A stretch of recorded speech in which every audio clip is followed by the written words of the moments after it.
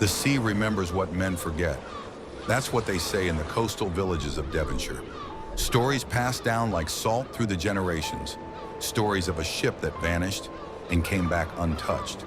Her name was the HMS Valiant, and in 1796, under the command of Captain Elias Myles, she sailed into a storm that should have ended her story.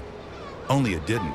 Captain Myles was no ordinary man, decorated by the crown, feared by pirates.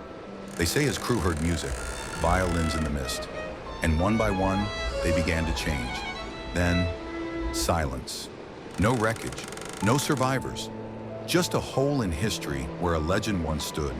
That is, until last year, when the HMS Valiant appeared off the Cornish coast, her sails pristine, her deck untouched by time, as if she'd only been gone an hour, not 200 years.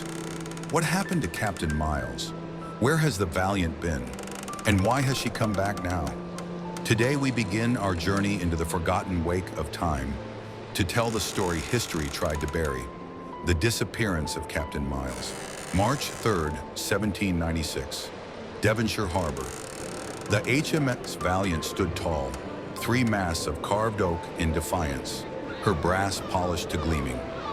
She was ready for the sea, but the people watching from the docks weren't cheering. They were whispering.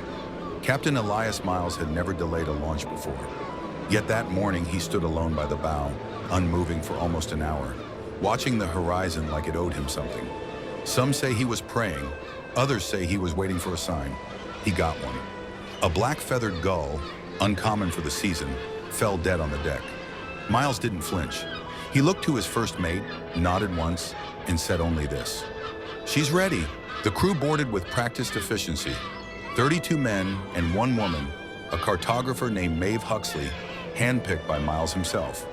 Her maps, some say, were more art than science, and she drew lands no man had ever claimed.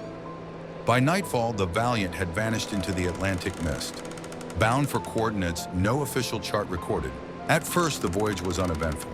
Clear skies, steady winds, and a crew seasoned enough to manage even the roughest waters. But by the 7th day, the sea began to shift.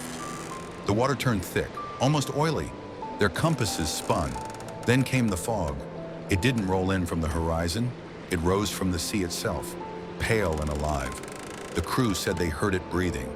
One man jumped overboard, said he saw land below the waterline. Forest, lanterns, a woman in red waving up from the deep. Myles wrote in his log, "I am charting waters that do not obey time.